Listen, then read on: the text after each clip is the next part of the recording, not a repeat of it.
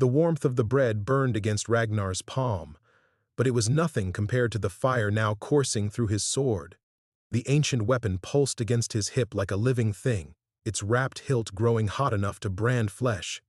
He forced his expression to remain neutral, though every instinct screamed at him to draw the blade and examine the phenomenon. "You are very kind," he managed, his voice rougher than intended. The woman, Astrid, he would learn, stepped back with a satisfied nod, as if feeding a stranger were the most natural thing in the world during a winter that had already claimed half her neighbors. "Mother." A small voice emerged from the cottage's depths. A boy, perhaps 8 winters old, appeared in the doorway. His clothes hung loose on a frame that should have been robust with youth. "Is there any left for—" "Hush, Eric." Astrid's tone carried gentle firmness. "Our guest needs sustenance more than we do." The lie fell so easily from her lips that Ragnar wondered how many times she had practiced it. How many meals had she sacrificed to keep her children breathing another day? The bread felt like lead in his hands. "I cannot accept this," he said, extending it back toward her. "Your son will learn that we do not turn away those in need." Her fingers closed over his, pushing the bread back toward his chest. "Even when we have little to offer." The moment their skin touched, the world exploded. Visions crashed through Ragnar's mind like a battle axe splitting wood. He saw the cottage as it once was, prosperous, with smoke curling from a well-tended chimney and children's laughter echoing from a garden rich with summer vegetables. He witnessed Astrid as a young bride, radiant and full of hope, her husband returning from the fields with dirt under his fingernails and love in his eyes. Then came the darkness, a creeping thing that moved through the kingdom like poison in the blood. Crops withering overnight, livestock found dead in pastures with no mark upon them, men and women aging years in mere months, their life force drawn away by something ancient and hungry. The vision shifted, and Ragnar found himself standing in a circle of standing stones under a blood-red moon. A woman's voice, speaking words in the old tongue that predated kingdoms and kings, weaving a curse so powerful it would echo through generations. Her face remained hidden in shadow, but her words burned themselves into his memory. "For the betrayal of blood and bond, let the wolves feast on their own kingdom. Let strength become weakness, let plenty become want, until one learns the price of mercy given freely." The vision shattered like ice struck by iron, and Ragnar found himself gasping in the cottage doorway. Astrid's hand remained on his, her eyes wide with something between fear and recognition. The bread had fallen to the snow between them. "You felt it too," she whispered. Ragnar's mind reeled. In 45 years of life, 30 of them spent ruling with iron and blood, he had never experienced anything like this. Magic was for skalds and storytellers, not for practical men who built kingdoms through conquest and maintained them through fear. "What was that?" he demanded, his voice carrying an edge of authority he immediately regretted. This woman owed him nothing, less than nothing, and here he stood making demands like the king he was supposed to be hiding from. But Astrid didn't flinch. Instead, she studied his face with the intensity of a hunter tracking prey. "You're not what you seem, stranger." The accusation hung in the air between them like a blade. Ragnar's hand moved instinctively toward his sword before he caught himself. Old habits of survival, honed in countless courts where a moment's hesitation could mean death. "None of us are," he replied carefully. Eric had disappeared back into the cottage, but Ragnar could sense other children deeper within. How many mouths was this woman trying to feed on whatever scraps she could gather? The knowledge sat in his stomach like a stone. He ruled the northern kingdoms, commanded tribute from lands as far as the White Sea. Yet his people starved while he played at being common. "The children," he said, instead of addressing her unspoken question. "How many?" "3. Pride warred with desperation in her voice. "Eric, Senna, and little Bjorn. Their father—" She gestured vaguely toward the small graveyard visible through the swirling snow. "The sickness took him last spring." The sickness. Ragnar knew it well, though only from reports delivered by nervous advisors in the warmth of his great hall. a wasting disease that struck without warning, leaving families broken and fields untended. His healers called it a plague, his priests blamed moral corruption. His generals suggested it might be poison from southern enemies. None of them had mentioned magic. "Stay," Astrid said suddenly. "The storm grows worse, and night comes early in winter. I have little to offer, but—" "You have already given more than any lord in my experience," Ragnar interrupted, surprised by his own honesty. Something in his tone made her smile, the expression transforming her gaunt features into something almost beautiful. "Then, you have known the wrong sort of lords," she said. Inside the cottage, warmth embraced Ragnar like a long-lost memory. The space was smaller than his private armory, yet somehow contained an entire world. 3 children huddled near a fire that had been carefully banked to last through the night, each piece of wood precious as gold. Eric, whom he'd already met, sat beside a girl of perhaps 6 winters with hair the color of autumn wheat, and a boy who couldn't have seen more than 4 seasons. "Senna, Bjorn," Astrid said softly, "we have a guest." The children looked up with the wide eyes of those who had learned early that strangers could bring either salvation or sorrow. Little Bjorn clutched a carved wooden horse, its paint worn smooth by countless small fingers. Senna held what appeared to be a doll made from twisted grass and fabric scraps, a toy born of necessity and love rather than coin. Ragnar felt something twist in his chest. In his castle, the nursery overflowed with toys crafted by master artisans, ivory chess pieces, silk-dressed dolls from distant lands. He had no children of his own, but he had assumed that such abundance existed throughout his realm. The sight of Senna treasuring her grass doll struck him with the force of revelation. "Sit." Astrid gestured toward a rough-hewn bench near the fire. "I'll prepare what I can." What she could prepare, Ragnar discovered, was a thin gruel made from barley and whatever roots she had managed to forage before the latest storm. She served it in wooden bowls that had been carved with surprising skill, their surfaces polished smooth by years of use. Each child received a careful portion, measured with the precision of a royal treasurer dividing tribute. "Tell us a story," Senna whispered, her voice barely audible above the wind that rattled the cottage's crude shutters. "Senna," Eric warned, "don't bother our guest." But Ragnar found himself leaning forward. "What sort of story would you like?" The girl's eyes brightened. "About brave warriors and great battles." How many times had Ragnar sat in his great hall, listening to skalds recite tales of his own victories? The Battle of Frost Harbor, where he'd crushed 3 rival kings in a single day.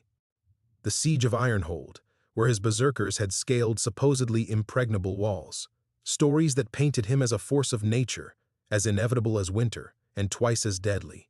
Looking at these children's expectant faces, those tales felt suddenly hollow. Once, he began, surprising himself, there was a king who thought strength came from the sharpness of his sword and the fear he could inspire in his enemies' hearts. Astrid paused in her serving, wooden ladle suspended over little Bjorn's bowl. Something in Ragnar's tone had caught her attention. This king lived in a great castle with walls so thick that no sound from outside could penetrate them. He made laws from his throne room and enforced them with iron. When his advisors brought news of troubles in distant villages, he would send gold or soldiers, believing that these were the tools that solved all problems. Was he a good king? Eric asked. The question pierced deeper than any blade Ragnar had ever faced in battle. He thought of the reports that crossed his desk, numbers on parchment that detailed crop yields and tax collections, troop movements and trade routes. How many times had those reports mentioned starvation? Had he simply not paid attention, or had his advisors learned to spare him such uncomfortable details? He thought he was, Ragnar said finally. But thinking and being are not always the same thing. Little Bjorn had curled up against his sister, his wooden horse still clutched in his small fist. The boy's breathing had the slight rasp that Ragnar now recognized as the sound of not quite enough food, not quite enough warmth. How many children throughout his kingdom carried that same sound in their lungs? What happened to the king? Senna pressed. That, Ragnar said, glancing at Astrid, is a story still being written. Outside, the storm continued its assault on the cottage walls. But inside, something remarkable was happening. Eric had begun to doze against his mother's shoulder. Senna fought sleep with the determined stubbornness of childhood, her grass doll tucked safely in her arms. Little Bjorn surrendered first, his breathing evening into the deep rhythm of dreams. Astrid moved with practiced efficiency, banking the fire and settling threadbare blankets over her children. Each gesture spoke of love multiplied by necessity, of a woman who had learned to make miracles from scraps and determination. "You need not sleep by the door," she murmured as she arranged a thin cushion near the dying fire. "We trust our guests." Trust. When had anyone last trusted Ragnar Ironwolf, rather than simply obeying him from fear? His own guards slept with weapons within reach. His advisors chose their words like men walking through a field of hidden snares. Even his lovers, and there had been many, had come to his bed with calculations behind their eyes. But here, in this cottage that could barely contain its own poverty, a woman offered trust as easily as she had offered bread. Ragnar accepted the cushion with hands that had forgotten how to receive kindness without suspicion.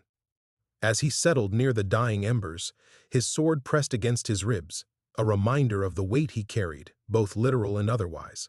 The weapon remained unnaturally warm, its wrapped hilt pulsing with a rhythm that matched his heartbeat. Sleep should have come easily. 3 days of walking through knee-deep snow had left his muscles aching in ways he hadn't experienced since his youth spent training in the castle yards. But rest eluded him as he listened to the cottage's gentle sounds, the whisper of breathing children, the settling of timber, Astrid's quiet movements as she tended to tasks that couldn't wait for morning. The storm's fury gradually subsided, replaced by the profound silence that only deep snow could bring. It was in that silence that Ragnar heard it, the distant sound of hoofbeats, muffled but unmistakable, accompanied by the creak of leather and the soft jingle of mail. His eyes snapped open. Riders, moving with purpose through the night. Astrid had heard them too. She sat motionless by the window, her body tense as a drawn bowstring. In the faint light filtering through the crude shutters, Ragnar could see her hands clenched in her lap. "How many?" he whispered. 6. Perhaps 7. Her voice carried the resignation of someone who had learned that midnight visitors rarely brought good news. "They'll be the king's tax collectors. They always come after the worst storms, when people are most desperate." Ragnar's blood turned to ice. His tax collectors, men who served at his pleasure, carrying out policies he had approved without ever witnessing their implementation. He had always assumed they conducted themselves with the dignity befitting royal representatives. The hoofbeats stopped outside the cottage. Heavy footsteps approached the door, followed by a pounding that shook the entire structure. Little Bjorn stirred in his sleep, whimpering. Senna's eyes fluttered open, immediately alert with the survival instincts of a child who had learned to fear such sounds. "Open, by order of King Ragnar Ironwolf." The voice carried the authority of someone accustomed to immediate obedience. "This dwelling is subject to emergency taxation assessment." Astrid rose with quiet dignity, though Ragnar noticed her hands trembling. She moved toward the door like a woman approaching her own execution. "Wait," Ragnar whispered, his mind racing. Emergency taxation assessment. He had never authorized such a policy. Yet these men clearly acted under the authority of his name, his crown. How many other policies had been implemented without his knowledge? How many cruelties had been committed in the name of Ragnar Ironwolf, while the real king sat in comfort, ignorant of his people's suffering? The pounding came again, more violent this time. Eric sat up, instinctively moving to shield his younger siblings. "I said wait," Ragnar repeated, rising from his makeshift bed. Every fiber of his being screamed at him to reveal himself, to command these men to withdraw and never darken this doorway again. But something held him back. Perhaps the memory of Astrid's trust, freely given, or the image of children treasuring toys made from grass and scraps. If he revealed himself now, what would he really accomplish? The immediate problem would vanish, yes, but the deeper rot would remain. These men would simply move on to the next cottage, the next desperate family, knowing that their king was absent and their authority absolute. "The king's law demands compliance," the voice bellowed. We know you harbor grain stores. Surrender them now or face imprisonment. Grain stores. Ragnar looked around the cottage's single room, at the empty corners where prosperity should have lived. If Astrid possessed hidden reserves of food, her children wouldn't carry hunger in their hollow cheeks and rasping breath. Astrid reached for the door latch, her movements deliberate and careful. She would open that door and face whatever came, just as she had faced the death of her husband, just as she faced each day's struggle to keep her children alive. She would endure because she had no other choice, but Ragnar did have a choice. He could remain silent, hidden beneath his disguise, and allow this injustice to unfold while preserving his ability to continue learning about his kingdom's true condition. The practical decision, the one his advisors would have recommended. Gather information first, act later with full knowledge, or he could step forward and accept the consequences of what he might discover about the men who served in his name. The sword at his hip pulsed brighter, its heat intensifying until he could feel it through leather and cloth. The ancient runes seemed to whisper in a language he didn't recognize, yet somehow understood. They spoke of choices that defined not just moments, but destinies. Outside, a horse snorted impatiently. Metal scraped against metal as weapons were drawn. Astrid's hand closed on the latch. Ragnar stepped forward into the space between decision and action, between the king he had been and the man he might yet become. The latch clicked in the silence, and Ragnar felt his muscles coil like a wolf preparing to strike. But even as his body moved toward action, his mind recoiled from what such action would mean. If he revealed himself now, King Ragnar Ironwolf, Scourge of the North Seas, Breaker of Armies, what truth would he actually uncover? These men would prostrate themselves, babble excuses, swear their loyalty while mentally calculating how quickly they could flee his wrath. He would learn nothing of how they truly conducted themselves when they believed themselves unwatched. "Please," Astrid whispered to her children as the door began to creak open. "Stay quiet." The first man through the threshold was massive, his frame filling the doorway like a monument to cruelty. Ice crystals clung to his beard, and his breath misted in the cottage's relative warmth. Behind him, Ragnar glimpsed others. 6 men total, all bearing the wolf's head insignia of his personal guard. His own soldiers, operating under his own authority. "Widow Astrid," the leader said, his voice carrying mock courtesy that made Ragnar's jaw clench. "Captain Gunnar, in service to His Majesty. We're here regarding your outstanding obligations to the crown." Outstanding obligations. Ragnar had never heard this phrase in any official capacity, yet this captain spoke it with the casual authority of established law. How many policies had his underlings created in his absence? How many cruelties had they justified with his name? "I have nothing left to give," Astrid replied, her voice steady despite the fear Ragnar could see in the rigid line of her shoulders. "The winter tax was paid with my husband's sword and our last silver." "Ah, but there's been a reassessment." Captain Gunnar stepped fully into the cottage, his gaze sweeping across the meager space with predatory satisfaction. "War preparations require additional resources. King Ragnar needs every scrap of grain, every hide, every—" The man's eyes fell upon the children, and something hungry flickered in his expression. Strong boys fetch good prices as servants in the southern kingdoms. Ragnar's hand moved instinctively toward his sword, then froze. The weapon's heat had become almost unbearable, the ancient runes pulsing with light he could feel even through the leather wrappings. But revealing the blade would reveal himself, and revelation would bring its own complications. "What kind of king are you?" The thought struck him like a physical blow. What kind of king allows this to happen in his name? But even as shame burned in his chest, practical considerations warred with moral outrage. If he acted now, he would save this family while remaining ignorant of how widespread such practices had become. If he waited, gathered intelligence, learned the true scope of the corruption, how many other families would suffer while he played being wise? "My children are not for sale," Astrid said, her voice carrying a steel that reminded Ragnar of the finest blade edges. Captain Gunnar chuckled, the sound like grinding stone. "Everything is for sale, woman. The only question is price. He nodded toward his men, who began moving through the cottage with practiced efficiency, opening the few storage containers, prodding at the walls as if searching for hidden compartments. "Sir," one of them called softly, "there's a man by the fire." Every eye in the cottage turned toward Ragnar. In the flickering light, wrapped in his common cloak with 3 days of road dirt on his clothes, he must have looked like exactly what he was pretending to be, a wanderer seeking shelter from the storm. Another mouth for the widow to feed? Captain Gunnar's attention shifted, and Ragnar felt the weight of the man's evaluation. "Stand up, stranger.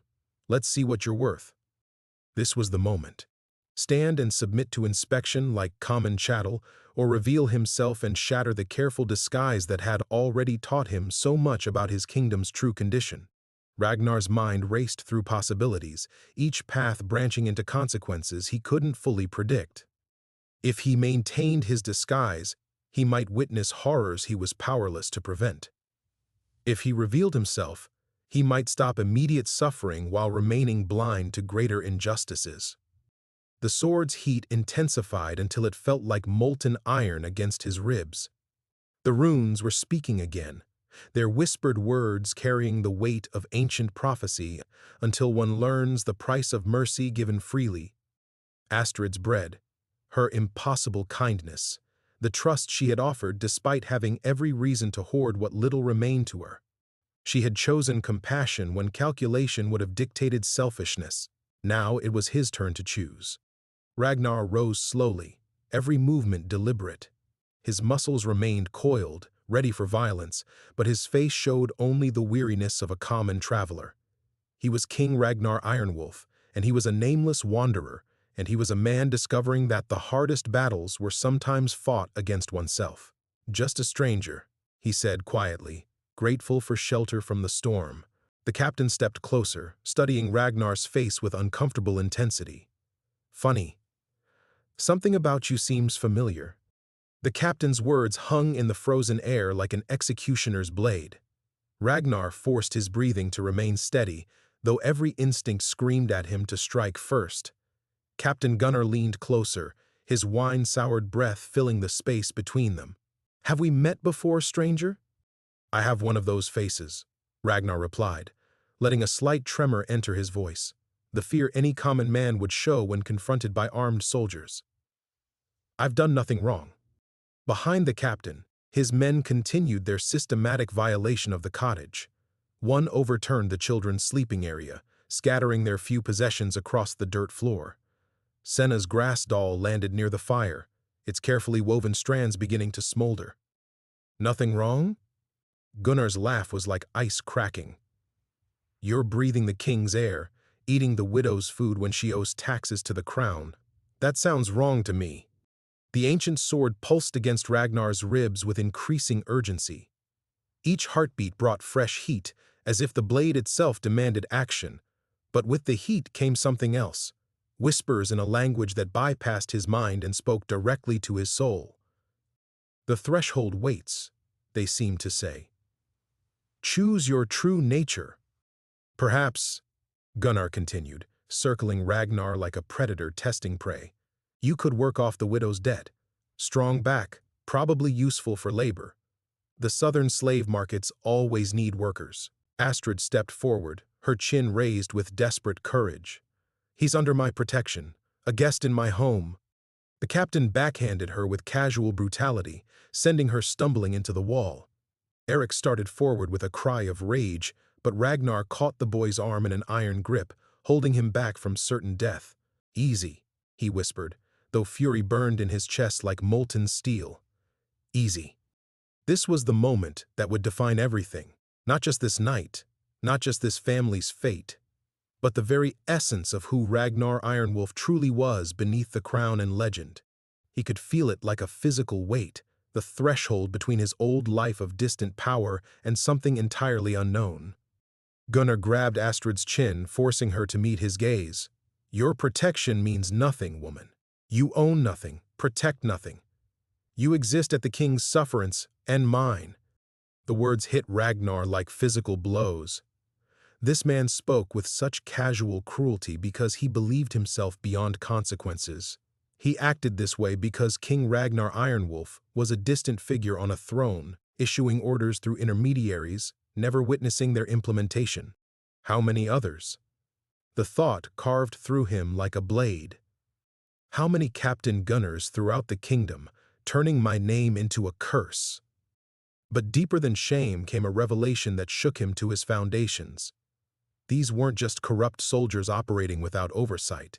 They were the inevitable result of a system he had built, a kingdom ruled through fear and distance, where power flowed downward without mercy or understanding.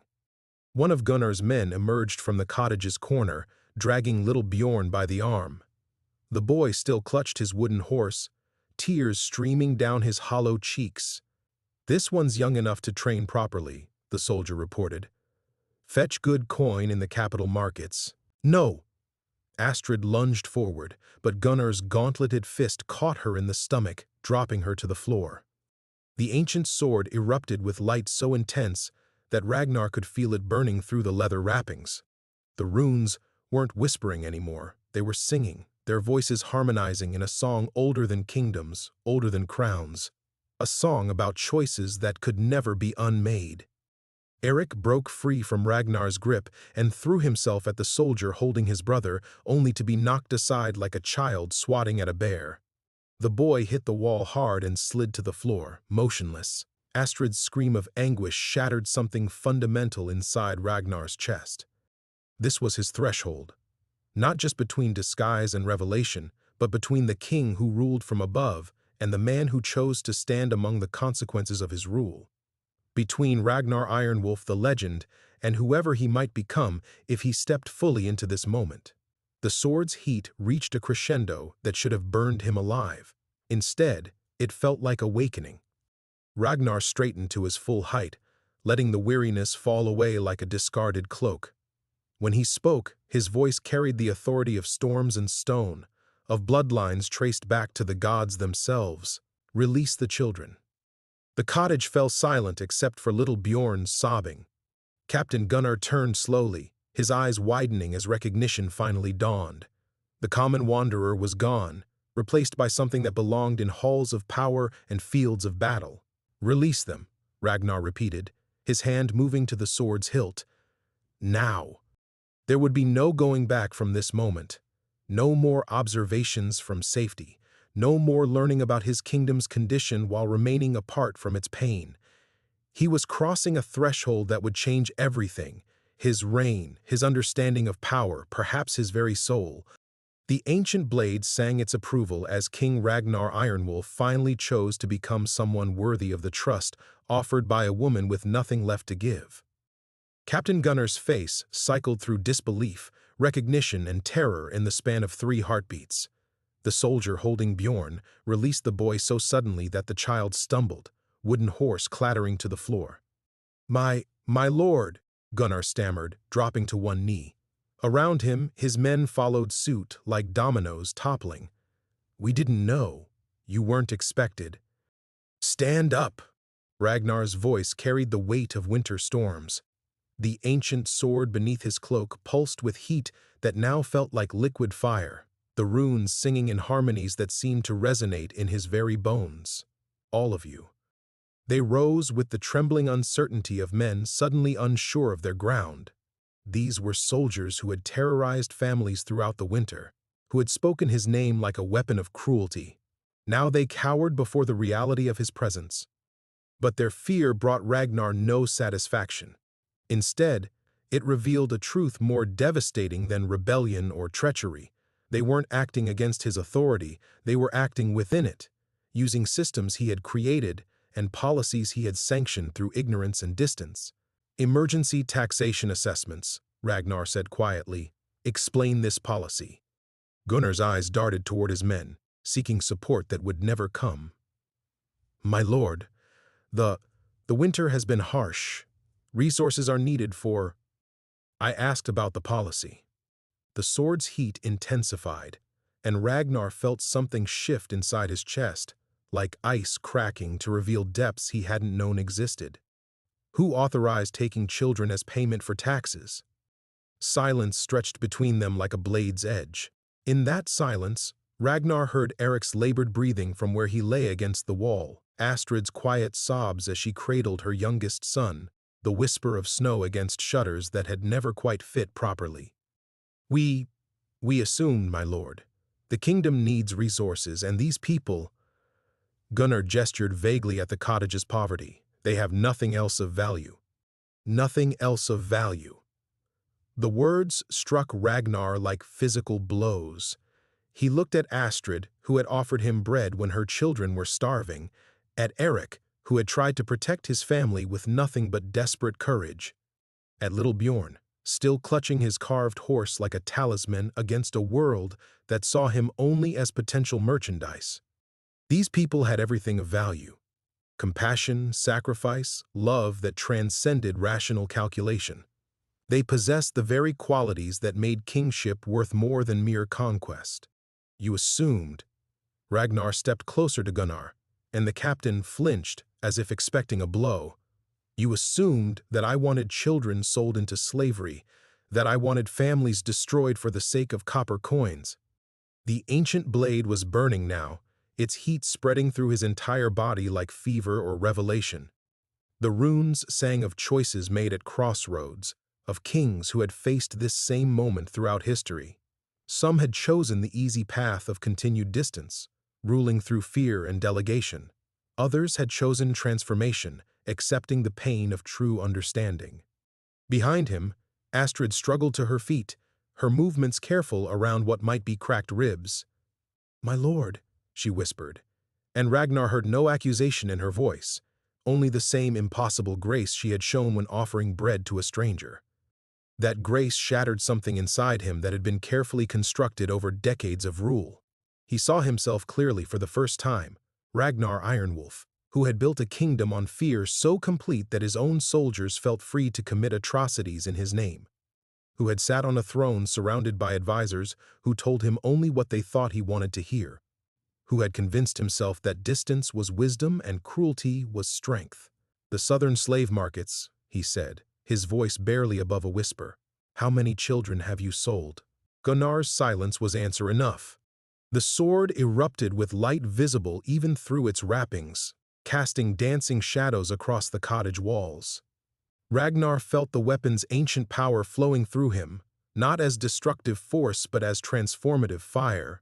The runes weren't just singing now, they were teaching, showing him visions of what his kingdom could become if he chose to build it on different foundations. "You will return every child," he said, his voice carrying an authority deeper than royal decree. "You will personally escort them home to their families. You will make restitution from the royal treasury for every family harmed by these assumptions." Relief flickered across Gunnar's features, the desperate gratitude of a man expecting execution who received mercy instead. But Ragnar wasn't finished. "After that," he continued, "you will remove your insignia and leave my service, all of you. Tonight." The relief died instantly.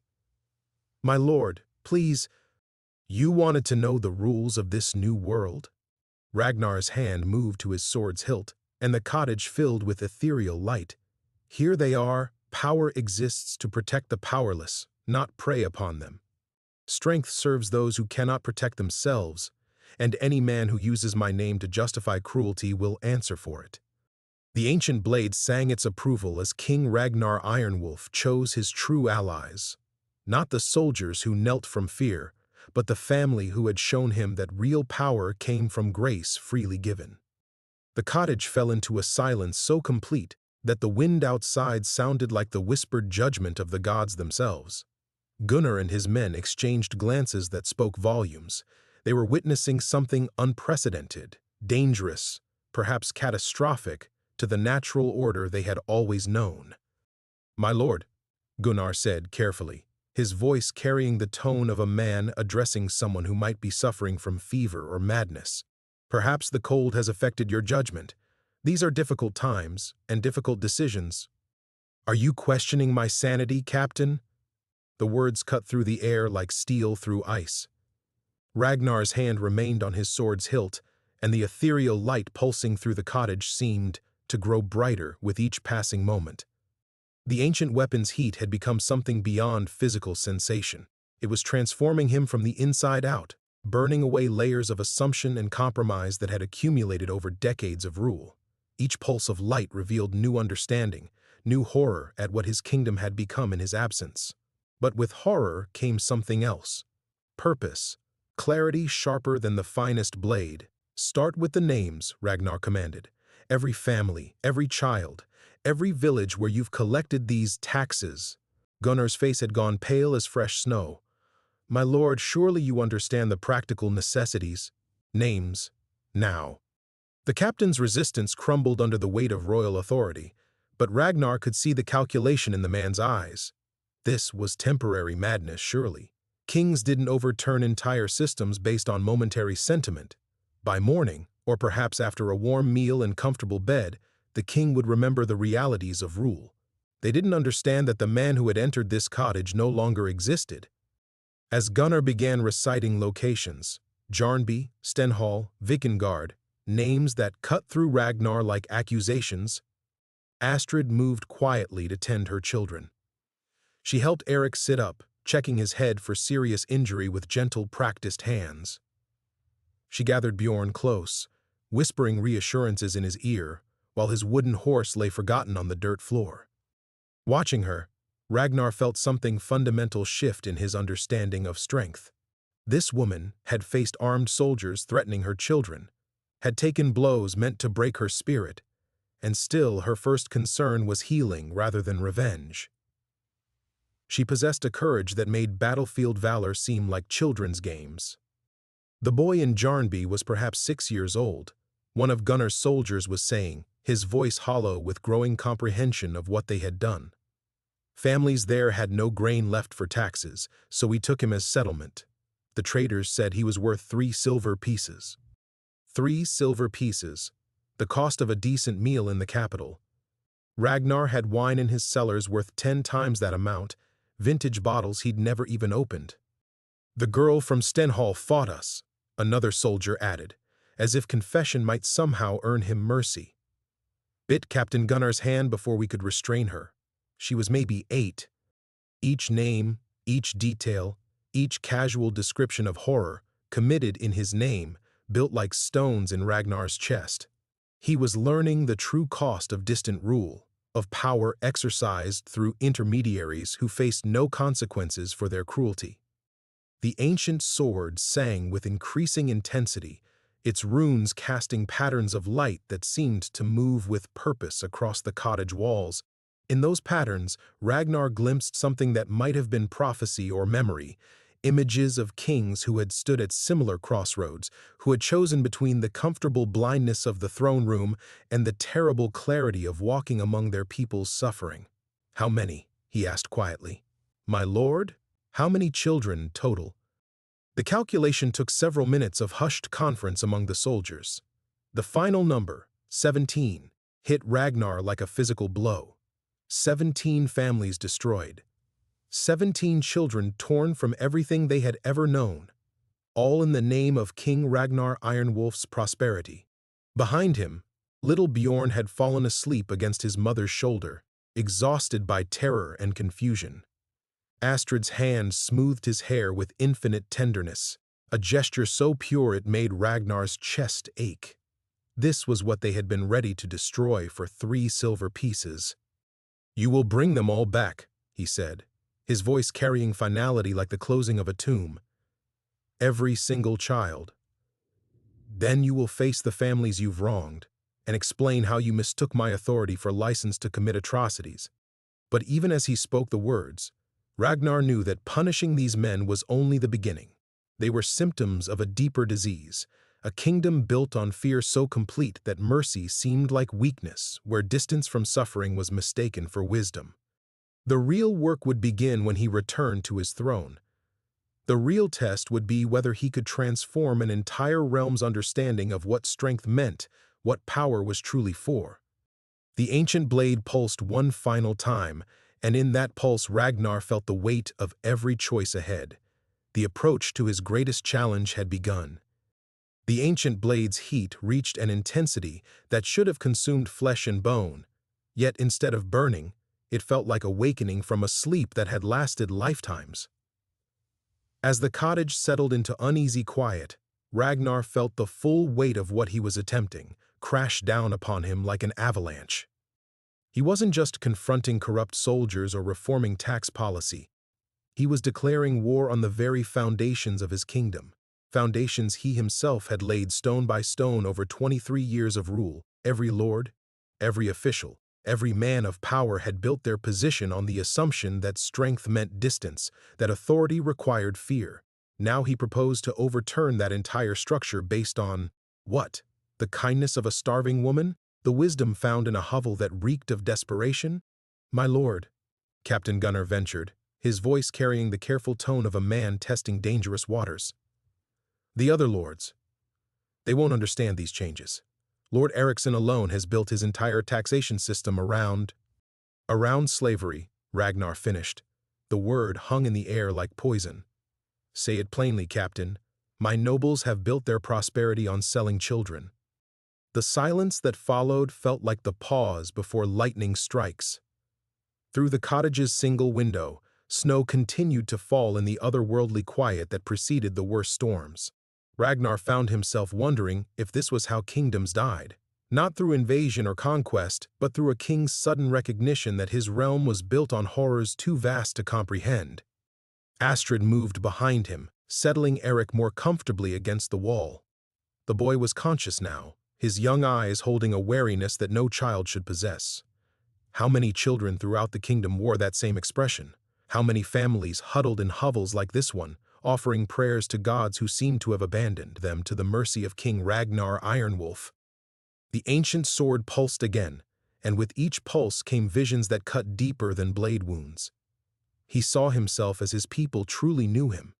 Not the distant figure of legend, but a name spoken in whispers by mothers hiding their children when tax collectors appeared. He saw the machinery of governance he had built functioning exactly as designed, grinding the weak into dust to feed the strong. "The lords will resist," one of Gunnar's men said quietly.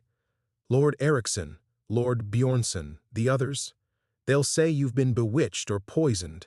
They'll claim I've lost my mind," Ragnar said, the truth of it settling in his chest like ice. "And perhaps they'll be right. Perhaps sanity in a mad world is itself a form of madness." But even as doubt gnawed at him, Astrid's presence anchored him to certainty. She moved with the careful grace of someone whose ribs might be cracked, yet her first concern remained her children's comfort. She possessed a strength that made the posturing of lords seem like children's games, the strength to offer bread when you had none, to show mercy to strangers when the world had shown you only cruelty. "You'll need to move quickly," Gunnar said, and Ragnar heard something unexpected in the captain's voice. Not just fear, but the faint stirrings of respect. "Word will reach the capital within days. The other tax collectors throughout the kingdom will panic when they learn you've dismissed us. They'll either flee or try to gather evidence of their efficiency." Evidence of efficiency. Even now, even after everything, they couldn't speak plainly about what they had done. They were bureaucrats of atrocity, filing reports about destroyed families as if they were livestock assessments. The sword's heat intensified until Ragnar felt it in his very bones, and suddenly he understood why the ancient weapon had awakened. This wasn't just about corrupt soldiers or even systematic oppression. This was about the fundamental choice every ruler eventually faced. Would he serve power, or would power serve? "Astrid," he said quietly, not turning around. "When you offered me bread, what did you see in me?" Her answer came without hesitation, her voice carrying the simple honesty that had first shattered his assumptions. Someone who needed help. Someone far from home. Someone who needed help. Not a king in disguise, not a figure of legend, just a human being requiring basic compassion. She had seen through every layer of authority and fear to the essential truth beneath, that power meant nothing without purpose, that strength without service was just elaborate brutality. The ancient blade sang one final crystalline note, and in that note, Ragnar heard the sound of bridges burning. There could be no retreat from this moment, no comfortable return to the distant throne room where suffering was reduced to numbers on parchment. He had chosen to see, and seeing demanded action. "Captain," he said, his voice carrying a finality that echoed off the cottage walls, "when you return those children to their families, you'll carry a message to every lord, every official, every man who has used my name as justification for cruelty." He turned, finally, meeting Gunnar's eyes with the full weight of transformed understanding. "Tell them that King Ragnar Ironwolf is coming home, and that he remembers what strength is truly for." The sound of hoofbeats fading into the winter night should have brought relief. Instead, Ragnar felt the terrible weight of what he had set in motion settling over him like a shroud.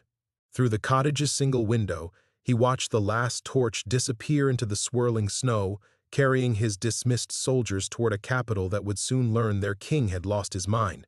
"My lord," Astrid's voice came softly from behind him, cautious but steady. "Perhaps you should rest. The storm is growing worse." Rest, as if sleep were possible when he had just declared war on his own kingdom. Ragnar pressed his palm against the cold window, watching snow accumulate in drifts that would soon make the roads impassable. How long before word reached the capital? 3 days if the weather held, perhaps 5 if the storms worsened. Not nearly enough time to return and prepare for what was coming. The ancient blade had gone silent at his side, its ethereal light dimmed to barely a whisper. Without its burning presence in his mind, doubts crept in like wolves circling a dying fire. What had he done?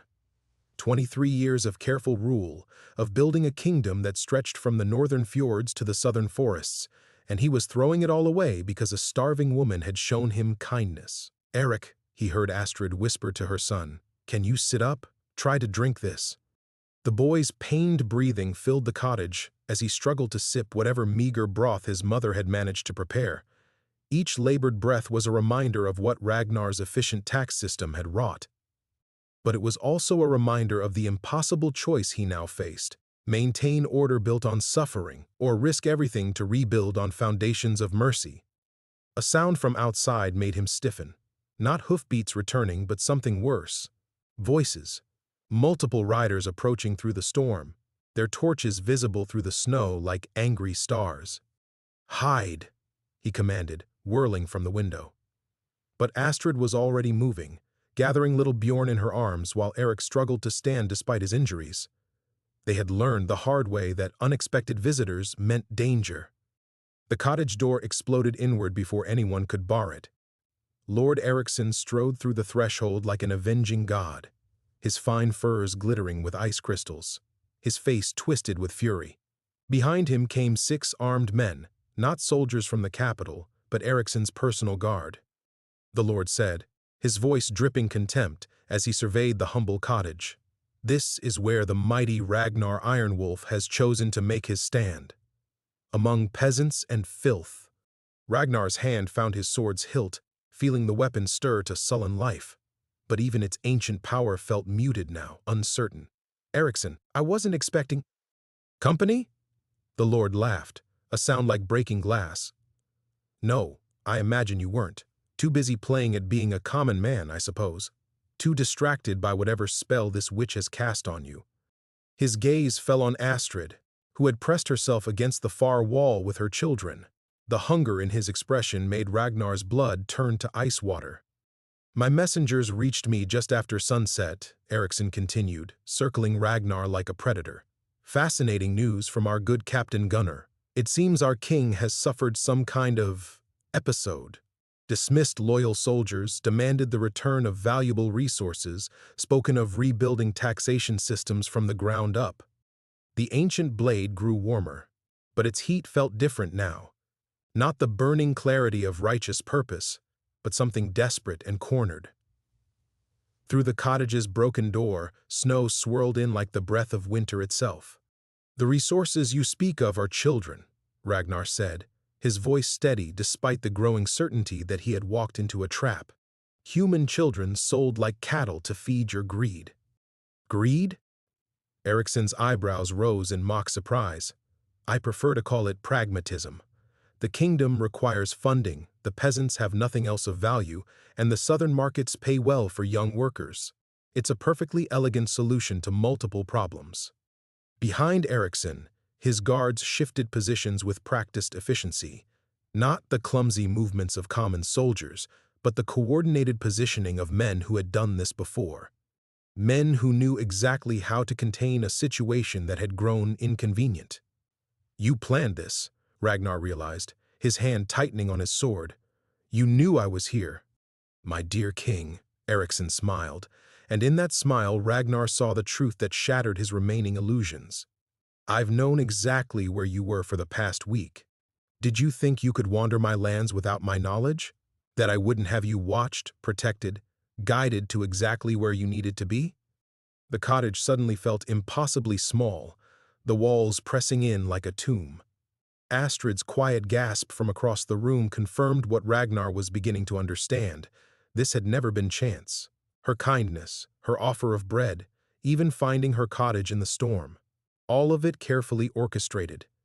You see, Eriksson continued, a king who questions the natural order is dangerous. But a king who disappears during a winter storm while investigating reports of unrest? That's simply tragic. The ancient sword erupted with desperate light, but even its power felt hollow against the weight of betrayal crushing down upon him. The light from his sword cast wild shadows on the cottage walls as the full scope of the deception crashed over Ragnar like an icy wave.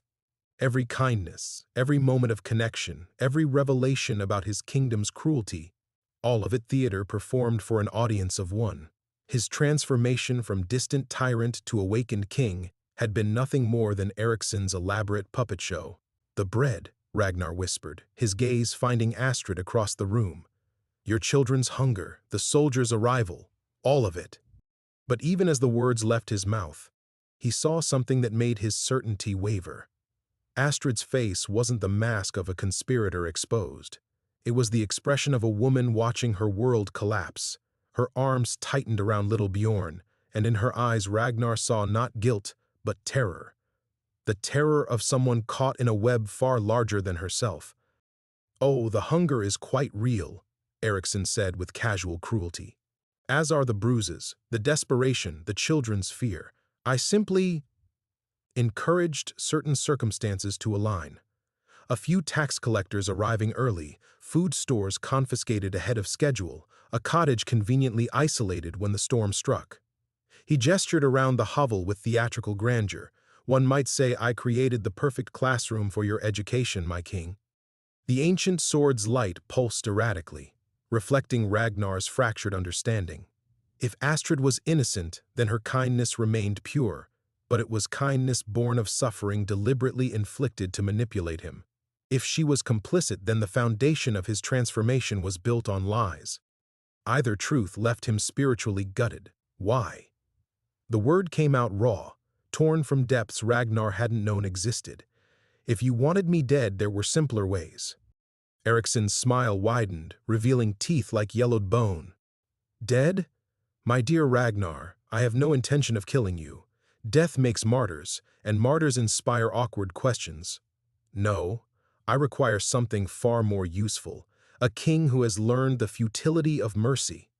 He moved closer, and Ragnar caught the scent of expensive oils mixed with something corrupt beneath.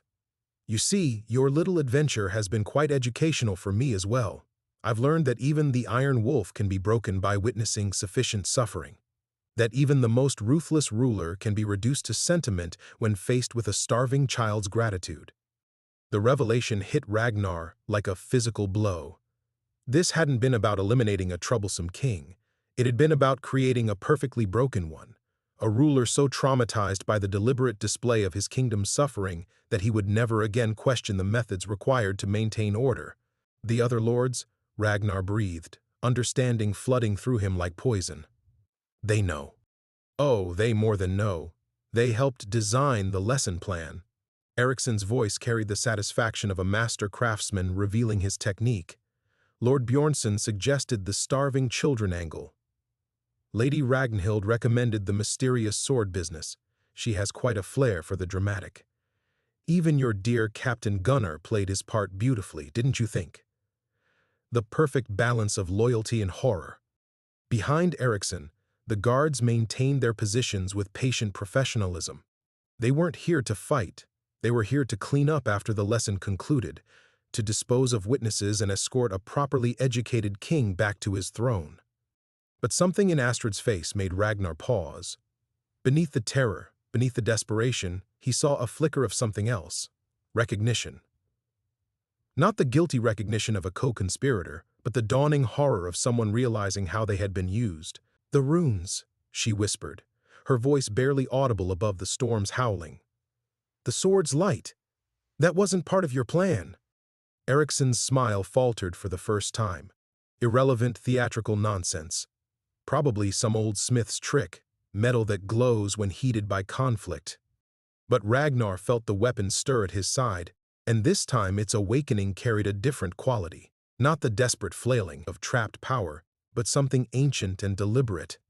The sword had been waiting, watching, learning the true scope of the corruption it faced. "You made one mistake, Ericsson," Ragnar said, his voice gaining strength as understanding crystallized. "In your eagerness to break me with manufactured suffering, you showed me real suffering. In orchestrating false kindness, you revealed what true kindness looks like." The cottage filled with light as the ancient blade erupted into full awakening. But this wasn't the uncertain glow of earlier. This was the radiance of a weapon that had finally found its purpose. In that light, Ragnar saw the truth that no amount of manipulation could obscure. Astrid's kindness had been real, even if the circumstances creating it were false. Her children's hunger was genuine, even if it served Ericsson's purposes. "You wanted to teach me that mercy is weakness," Ragnar continued, drawing the singing blade. "Instead, you've shown me that mercy is the only strength worth having." The ancient sword's light revealed the faces around him with perfect clarity. Ericsson's dawning alarm, the guard's sudden uncertainty, and Astrid's desperate hope. The real battle was just beginning. The cottage erupted into chaos as Ragnar's blade sang with otherworldly power.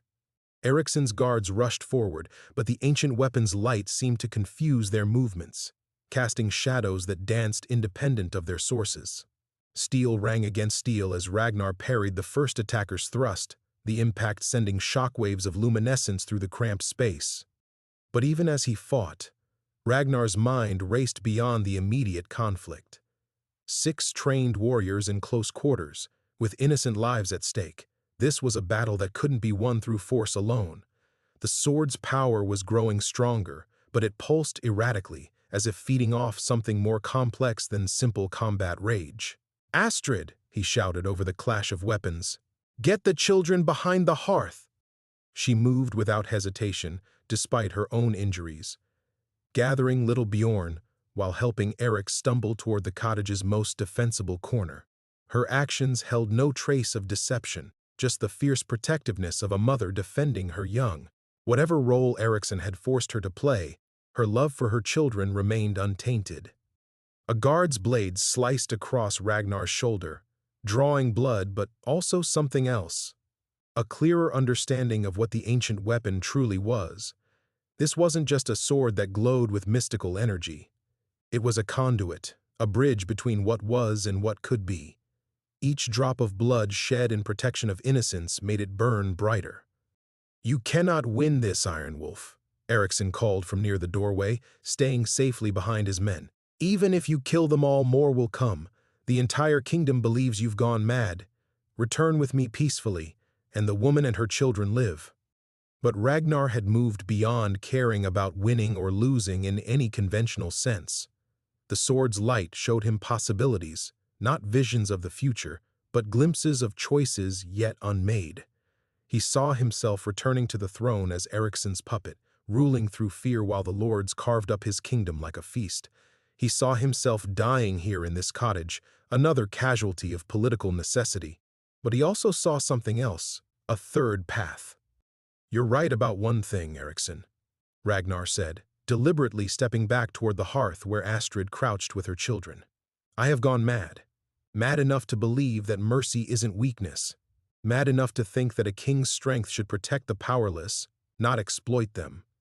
The ancient sword's light suddenly shifted, no longer the harsh radiance of battle, but something warmer, deeper.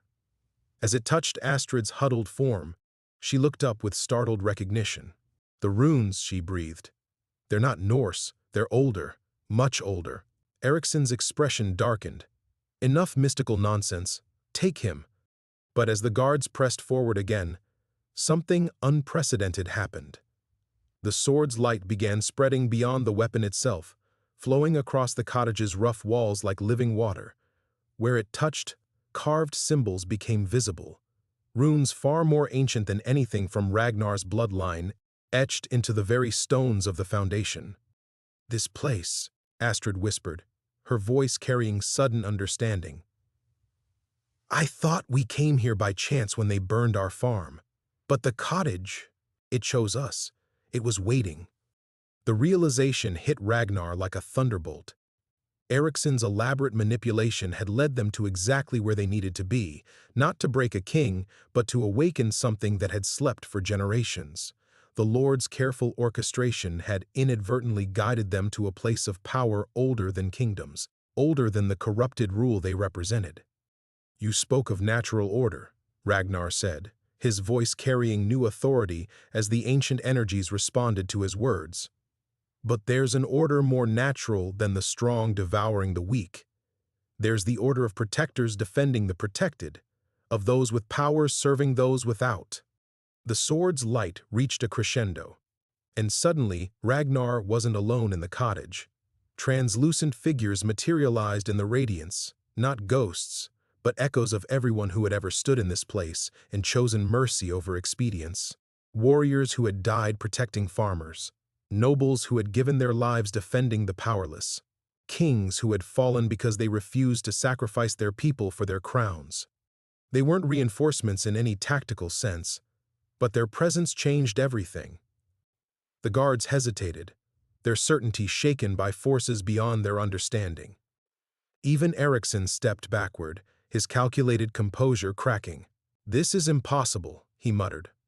"No," Ragnar replied, finally understanding what the sword had been trying to teach him. "This is what happens when someone chooses to be worthy of the power they've been given." The ancient blade hummed with satisfied purpose as Ragnar raised it high.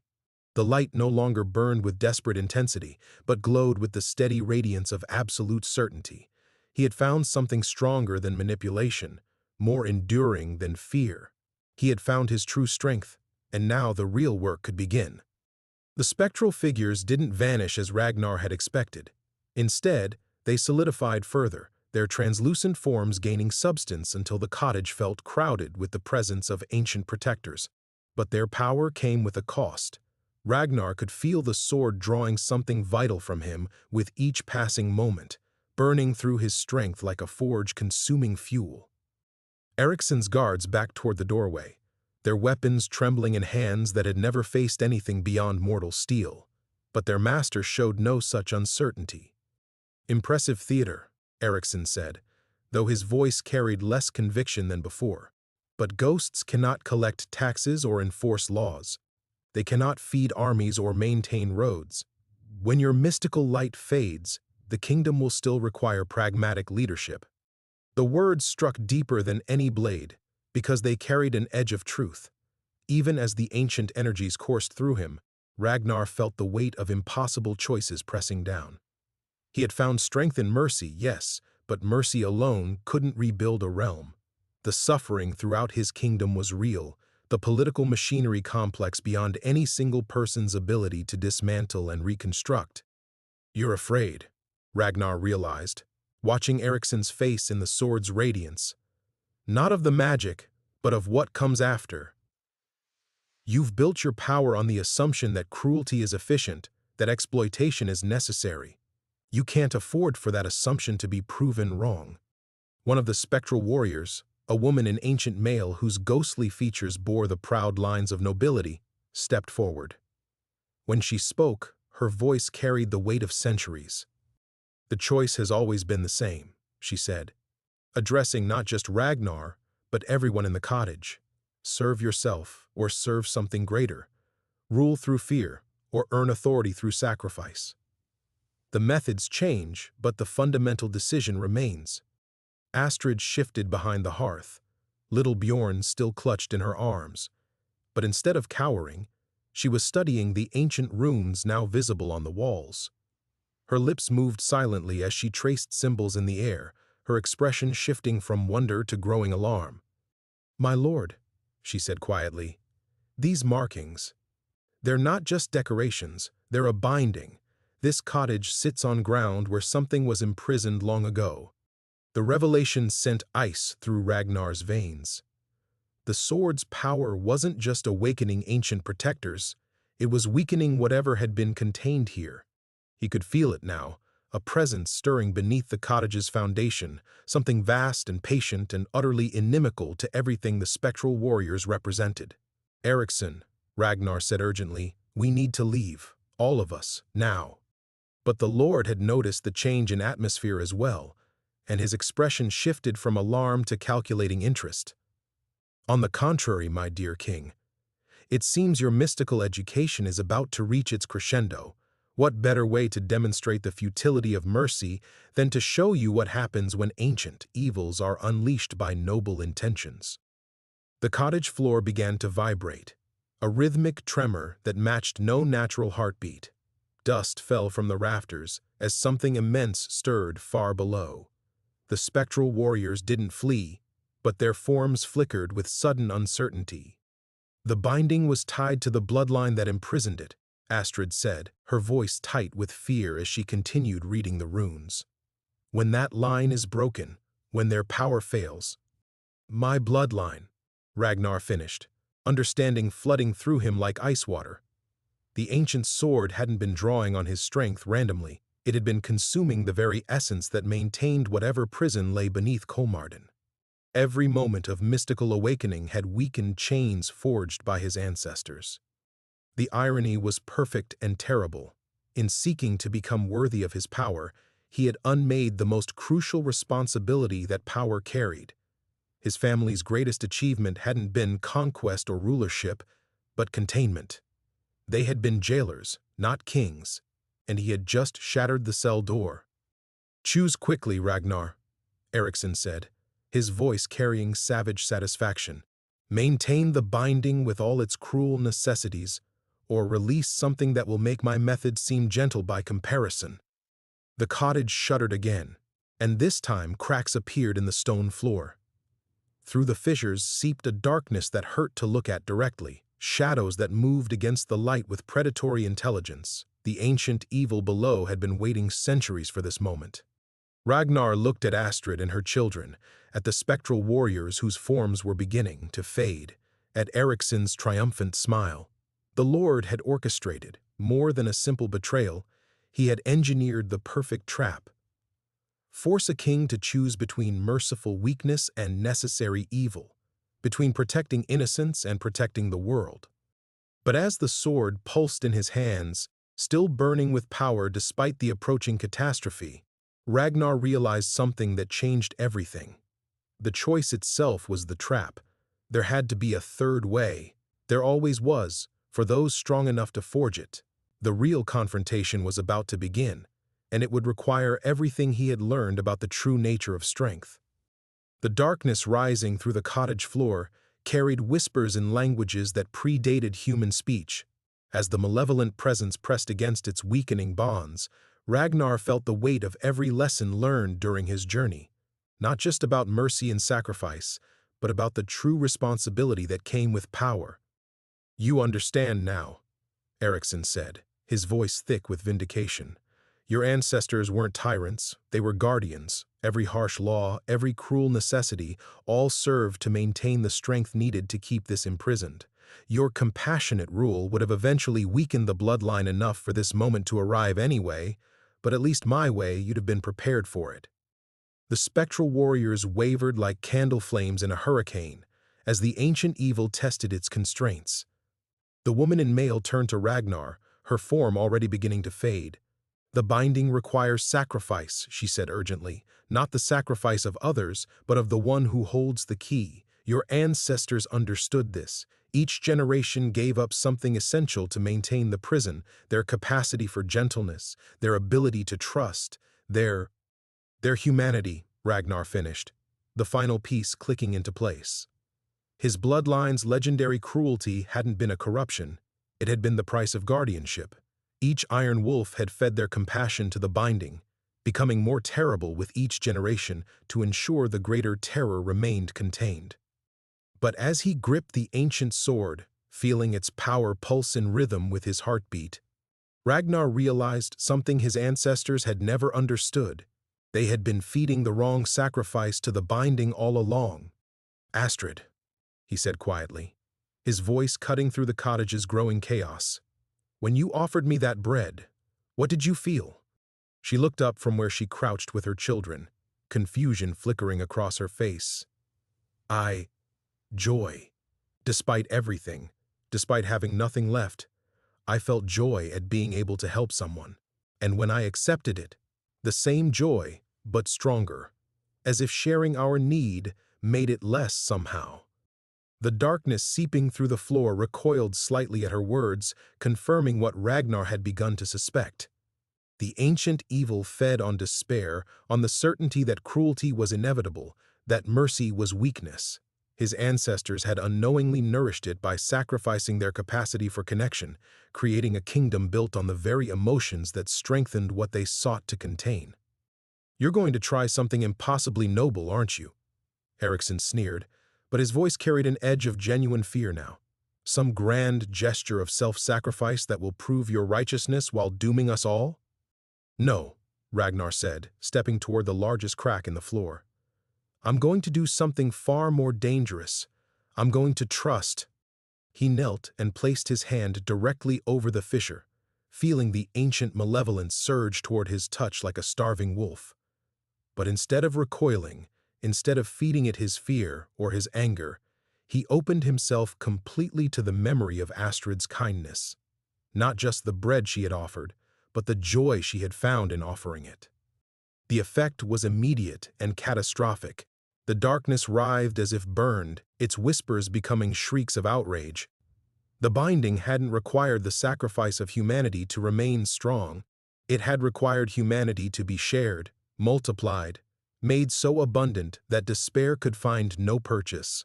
"The cottage chose this family," Ragnar said, understanding flooding through him as the sword's light shifted from radiance to warmth. "Not because they were perfect, but because they knew how to find hope in hopelessness." "Astrid, I need you to touch the sword." "You're mad," Eriksson snarled, but his guards were already backing toward the door as the darkness continued to recoil from the growing warmth. "Probably," Ragnar agreed, "but madness has served me better than sanity lately." Astrid moved without hesitation, her hand joining his on the ancient blade. Immediately, her children followed.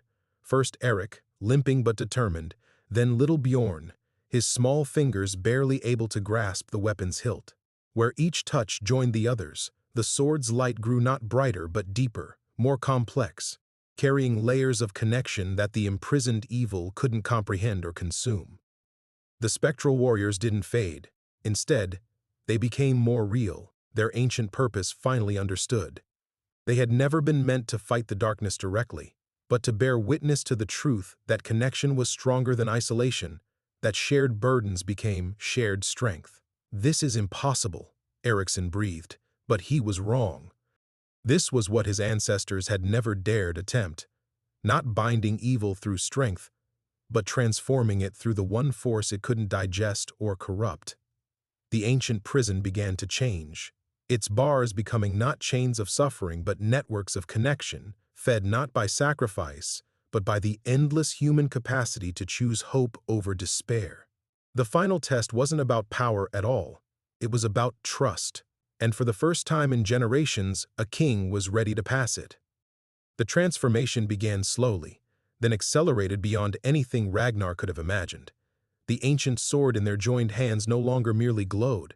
It sang, a harmony that resonated through stone and bone alike. But as the warmth spread through the cottage, the imprisoned darkness surged upward with desperate fury, sensing its millennia of patient waiting threatened by something it had never encountered. The floor exploded. Eriksson's guards screamed as obsidian tentacles erupted from the earth, writhing masses of shadow that moved with predatory intelligence. The ancient evil rose like a tide of living nightmare, its form shifting between states, now a massive serpent with eyes like dying stars, now a cloud of screaming faces, now something so fundamentally wrong that human minds refuse to process its geometry. "You fools!" Erickson shouted over the creature's howls, his composure finally shattered. "You've doomed us all!" But Ragnar felt no fear, only a profound certainty that crystallized as the beast's attention fixed on their joined hands. This was the confrontation he had been walking toward since that first night in Kolmarden, when a stranger's kindness had begun unraveling everything he thought he understood about strength. The creature struck. Shadow claws raked across Ragnar's chest, tearing through flesh and bone with casual malice. But where the ancient evil expected to find despair or rage, emotions it could feed upon and corrupt, it encountered something else entirely. Pain flowed through their connection, shared among the five, touching the sword until it became manageable, transformed from agony into understanding. "It can't consume what we choose to share," Astrid breathed, her voice steady despite the chaos erupting around them. The beast recoiled, its form flickering with uncertainty. For countless generations, it had fed on the isolated suffering of the Iron Wolf bloodline, gorging itself on each king's necessary cruelty. But now, faced with connection instead of conquest, warmth instead of warfare, it found itself starving in the midst of a feast it couldn't digest. Erickson drew his blade, desperation overriding calculation. "If you won't maintain the binding properly, then I'll kill you all and forge a new one." He lunged toward little Bjorn, clearly intending to shatter their connection through grief. He never reached the child. The spectral warriors solidified completely, no longer echoes but fully manifest guardians.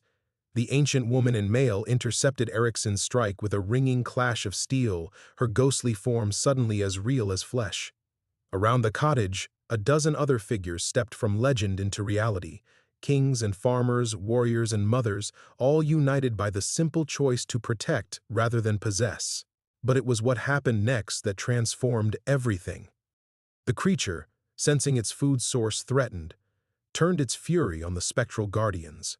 Shadow tendrils wrapped around the ancient woman, seeking to drain her essence. Instead of fighting the assault, she smiled and deliberately opened herself to the attack, allowing the beast's hunger to flow through her and into the network of connection that linked them all. The evil's own nature became its undoing. As it fed, expecting to consume her individual strength, it instead absorbed the combined hope and determination of everyone touching the sword. The creature convulsed as emotions it couldn't process flooded through it. Joy in sacrifice, strength in gentleness, victory in surrender. "Now!" the spectral woman called, her form blazing with borrowed warmth. "While it's confused." Ragnar understood. The binding had never been about imprisonment. It had been about transformation, not containing the darkness but overwhelming it with so much light that it lost its essential nature. He pressed his other hand to the largest fissure in the floor, feeling the creature's core writhing far below. "We don't destroy you," he said, addressing the ancient evil directly. "We offer you something better. Join us willingly and learn what it means to be part of something larger than hunger." The creature's response was a shriek of outrage that shattered every piece of pottery in the cottage. But beneath the fury, Ragnar sensed something unexpected: confusion, and perhaps the first stirring of curiosity in millennia. Erickson, still locked in combat with the spectral guardian, snarled his disbelief. "You're trying to redeem a force of pure evil. It's impossible." "Everything worthwhile is impossible," Ragnar replied, pouring every lesson of his journey into the connection. Astrid's kindness, her children's resilience, the spectral warrior's eternal dedication, even Ericsson's twisted but genuine concern for order. Until someone does it anyway. The ancient evil paused in its assault, tentacles hovering motionless as it processed this unprecedented offering. For the first time in its existence, it faced a choice that wasn't between predator and prey, strong and weak, but between isolation and belonging. The cottage fell silent except for the sword's crystalline song, waiting for an answer that would reshape the very nature of power itself. The confrontation had become something far more dangerous than battle. It had become an invitation to change. The ancient evil's silence stretched like a held breath, its tentacles frozen mid-strike as it grappled with concepts that violated every instinct it possessed. In that moment of hesitation, Ragnar felt the true cost of what he was offering crystallize in his mind, like ice forming on still water. To save his kingdom, to transform this creature of pure malevolence, he would have to give up the very thing that made him king. The realization struck him with the force of a physical blow: the royal bloodline's power, the mystical connection to the land, the ability to command through divine right, the terrible strength that had made the Iron Wolves legendary. All of it flowed from the same source as this imprisoned darkness. His ancestors had drawn their authority from the creature's presence, using its corrupt energy to fuel their reign while believing they were its jailers. You understand now. The ancient evil spoke for the first time, its voice a chorus of whispers that bypassed the ears entirely. Remove me, and you lose everything that makes you more than common flesh. I am the root of your power, little king. Destroy that root, and watch your mighty tree wither. Astrid's hand tightened on the sword hilt, her eyes meeting his with sudden comprehension. She had seen this choice in her bloodline's memories. Every Volva who had ever lived faced the same decision between personal power and collective good. Her ancestors had chosen power, casting the original curse. Now she watched as another bloodline stood at the same crossroads. There's another way, she whispered, but her voice carried doubt. No, Ragnar's certainty surprised even himself. This is the sacrifice required. Not my life, my crown, not my blood, my birthright. The spectral warriors wavered, their forms fluctuating as they sensed his intent. The ancient woman in mail stepped forward, her ghostly features etched with concern. Young king, if you sever that connection, you will have no power to protect your people. Your enemies will sense the change. Your kingdom will fall to those who still choose strength over wisdom. Then I'll protect them as a man, not a monarch, Ragnar replied. I'll serve them as they deserve to be served. Not from above, but alongside. Ericsson's laughter cut through the cottage's mystical atmosphere like a blade through silk. Magnificent. You'll sacrifice godhood for the privilege of dying as a peasant. Your noble gesture will last exactly as long as it takes my armies to cross your borders. The ancient evil pulsed with renewed hunger, sensing opportunity in division. Yes, little king. Listen to your wise counselor. Keep me bound, maintain your power, rule as your fathers ruled. The alternative is chaos, war, the suffering of millions. But as the creature spoke, something unexpected happened. Little Bjorn, still gripping the sword with tiny fingers, began to hum, the same melody Astrid had sung while making their meager soup.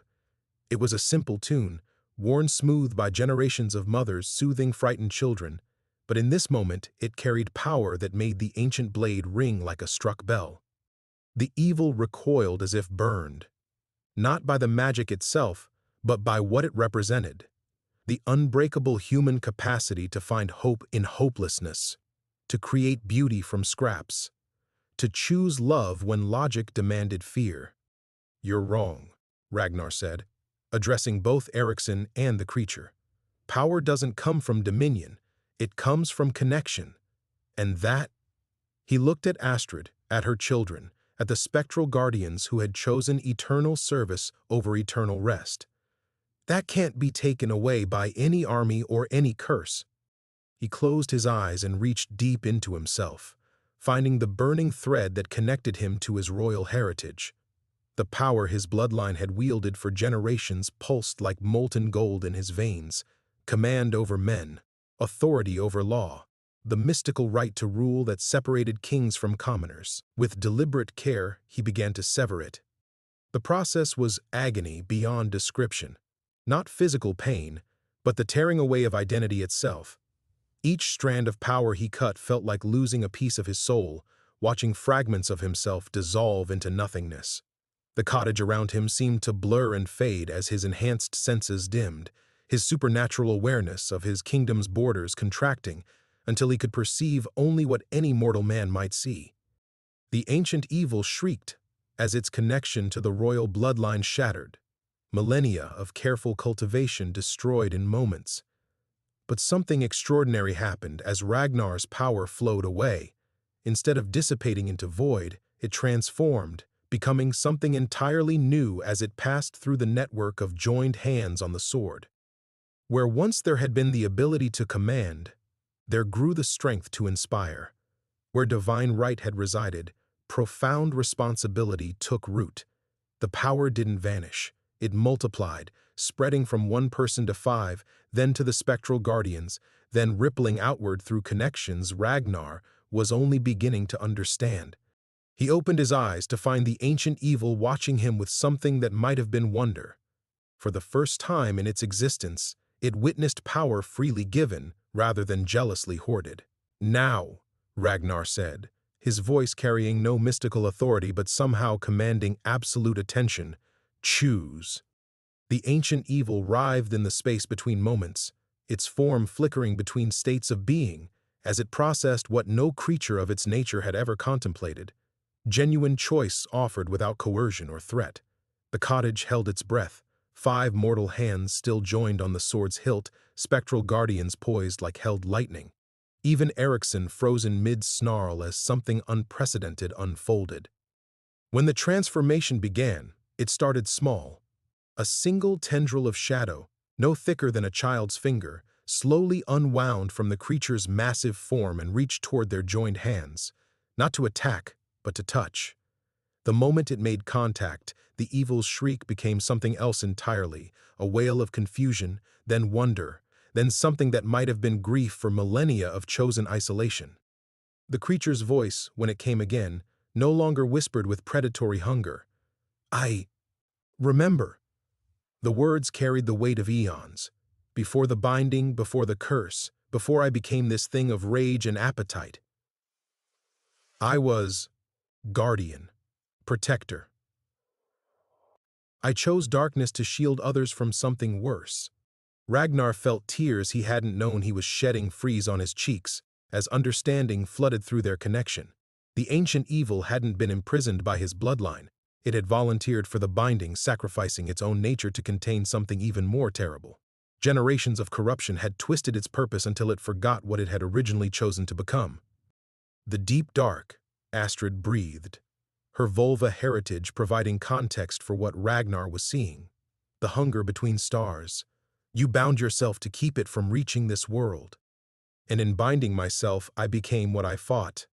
The creature's form was changing, shadow giving way to something that hurt to perceive directly, not from malevolence, but from its sheer otherness. Each century of isolation fed the corruption until I forgot why I chose this prison. Until I believed the cage was my nature. Eriksson stumbled backward, his political calculations crumbling as he grasped the implications. If this thing breaks free, if it remembers what it was guarding against, then we face that together, Ragnar said simply. The words carried no kingly authority because he had none left to give, but they resonated with something deeper, the absolute certainty of a man who had learned that true strength came from refusing to bear burdens alone. The creature's transformation accelerated. Where tentacles had been, something resembling wings began to form, not feathered or scaled, but made of crystallized starlight that sang in harmonies. Human ears weren't designed to process the malevolent intelligence that had radiated hatred, now pulsed with purpose so profound it made the cottage's foundations tremble.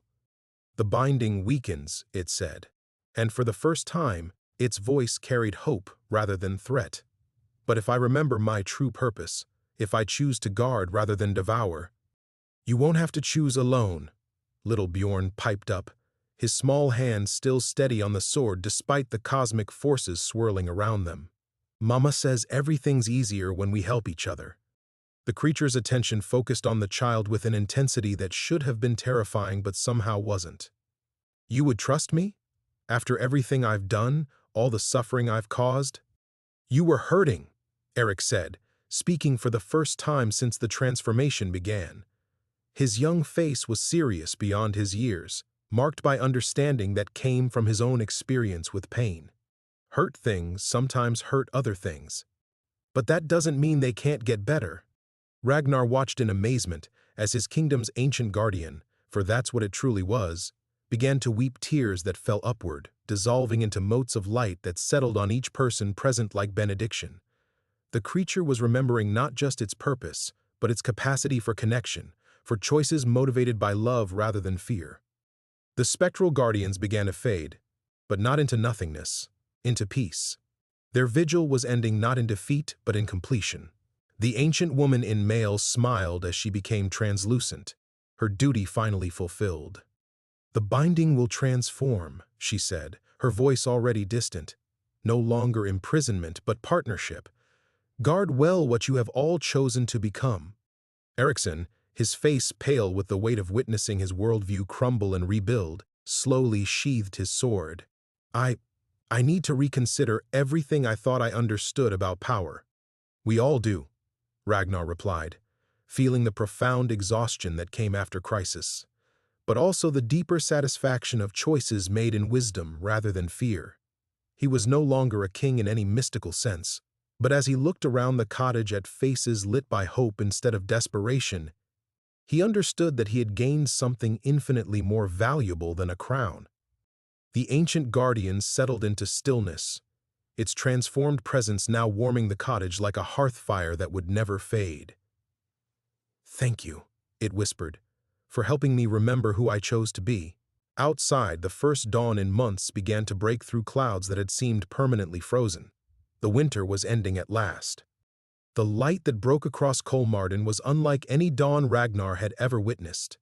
It painted the snow-covered roofs in shades of gold and rose, but more than that, it carried warmth that had nothing to do with temperature and everything to do with possibility. As the morning strengthened, he found himself standing in the cottage doorway, no longer the feared Iron Wolf, but simply a man watching his world transform. The Guardian's presence had become something beautiful, a gentle radiance that pulsed like a sleeping heartbeat throughout the village. Where once its influence had drained life from the land, now it nourished, and Ragnar could see the effects already beginning. Icicles dripped steadily from eaves, revealing thatch that showed hints of green beneath the frost. In the distance he heard something that made his breath catch.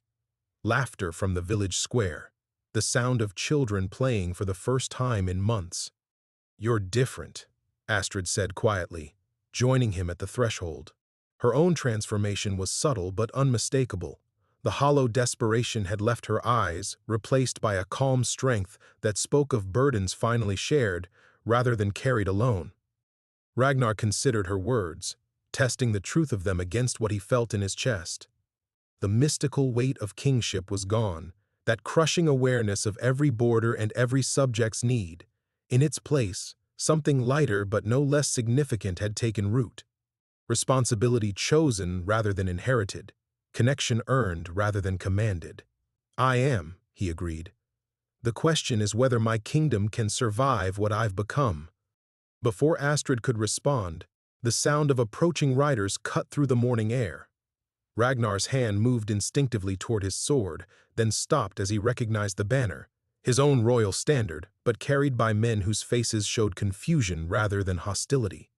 Captain Magnus dismounted first, his grizzled features cycling through disbelief, relief, and something approaching awe as he took in the scene.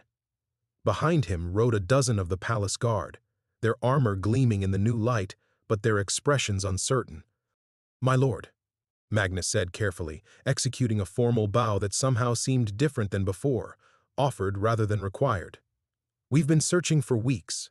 Reports of strange lights, the winter breaking, your advisor Eriksson sending word of—" He gestured helplessly at the cottage, where traces of otherworldly presence still shimmered in the air. "We weren't sure what to believe." Ragnar stepped forward to meet them, acutely aware that he wore common clothes and carried no visible sign of rank. Yet as he moved, something remarkable happened. His men didn't see diminishment, but completion. The harsh edges that had made him fearsome were still there, tempered now by understanding that made him approachable without making him weak. "The reports were true," he said simply. "The curse that has plagued our lands for generations has been broken, but the cost was everything that made me king by divine right." Magnus frowned, processing this information with the practical mind of a career soldier. "Sir, If you've lost the mystical connection to the crown, there will be challenges. The neighboring lords, the trade agreements that depend on your supernatural authority, will have to be renegotiated with a king who rules by consent rather than birthright, Ragnar finished. I won't pretend it will be easy, Magnus. But look around you. He gestured to the village, where people were emerging from their homes with wonder on their faces. The Guardian's transformed presence had done more than break the winter. It had restored hope. Shopkeepers who had been hoarding their last goods were opening their doors. Mothers who had been rationing bread to make it last another day were calling their children to breakfast. This is what real power looks like, Ragnar said. Not the ability to command fear, but the capacity to inspire hope. Young Bjorn tugged at his coat, and Ragnar knelt to the child's level. "Will you still be our king?"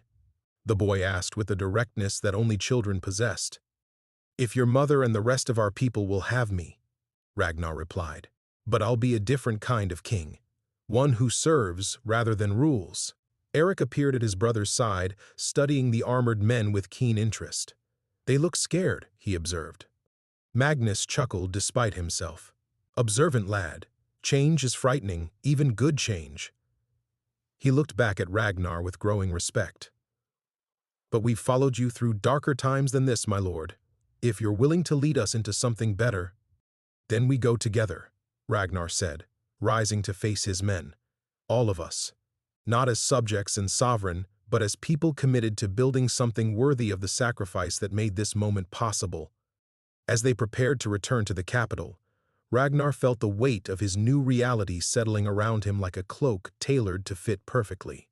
He was no longer the Iron Wolf, that legendary figure of fear and power. He was something unprecedented, a king by choice rather than blood, leading not from above, but from within. The journey home would be the first step in discovering what such leadership could become. The journey back to the capital took 3 days, but they were unlike any in Ragnar's memory. Where once he would have ridden at the head of his column, separated by rank and ceremony, now he found himself walking alongside his men, sharing their rations, listening to their stories of the winter's hardships. Magnus had offered him a horse, of course, but something about maintaining that elevation felt wrong now, a remnant of the old ways he was still learning to release. On the second evening, as they made camp in a grove that showed the same mysterious healing they'd witnessed in Kolmarden, one of the younger guards approached him hesitantly. "My lord," the man began, then stopped, uncertain. "I mean, sire, I'm not sure how to address you anymore." Ragnar looked up from the fire he'd been tending, another small revolution that would have been unthinkable weeks ago. "What's your name, soldier?" "Tormund, sir. I've served in your guard for 6 years. 6 years, and Ragnar realized with a pang of shame that he'd never bothered to learn the man's name. The old king would have seen only the uniform, the function. "Then call me Ragnar, Tormund. We're all just men trying to find our way home." The young guard's relief was palpable. "I wanted to say, what happened in the south, my village near the border, the crops have started growing again. In winter, my mother sent word that green shoots are pushing through the snow." His voice carried wonder that made Ragnar's chest tighten. "Whatever you sacrificed, whatever you became, it's working." As word of the transformation spread through the kingdoms, responses varied as wildly as Ragnar had expected. Some neighboring lords sent cautious messages of congratulations, sensing opportunity in what they perceived as weakness. Others mobilized their armies, believing the time had come to test a king without mystical authority. But the most surprising reaction came from his own people. They rallied. Villages that had been isolated by the endless winter sent delegations offering support. Merchants who had been hoarding grain opened their storehouses. Craftsmen volunteered their skills for reconstruction projects that would have taken royal decree to organize under the old system. It was as if breaking the curse had freed more than just the Guardian.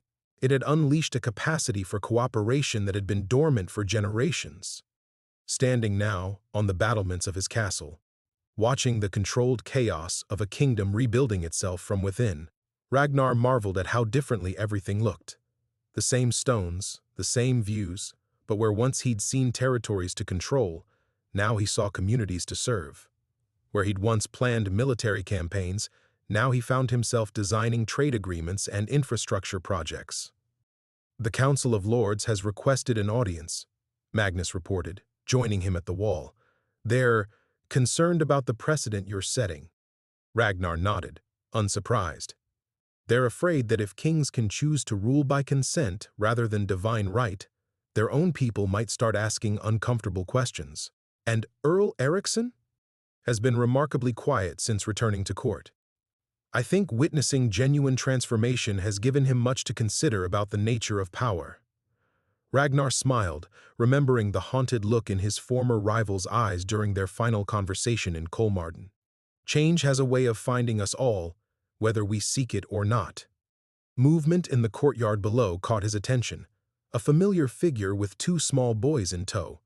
Astrid had accepted his invitation to court, not as a romantic gesture but as something deeper, recognition that the wisdom which had saved his kingdom deserved a voice in its future.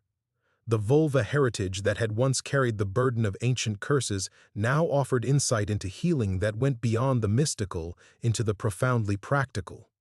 Watching her laugh with her children as they explored their new home, Ragnar felt the last piece of his transformation settle into place. The crown on his head, when he chose to wear it, no longer felt like a burden or a birthright. It had become what it should always have been, a reminder of responsibility freely chosen and constantly renewed. A year later, historians would struggle to categorize what had happened in the northern kingdoms. Some would call it a revolution, others a renaissance. But for the children born in that first spring after the breaking, when green shoots pushed through melting snow and ancient guardians watched over their dreams, it would simply be the way things were. A kingdom where strength was measured not by the armies that knelt before you, but by how you responded when a stranger offered you their last morsel of bread. In the end, that was legacy enough for any king.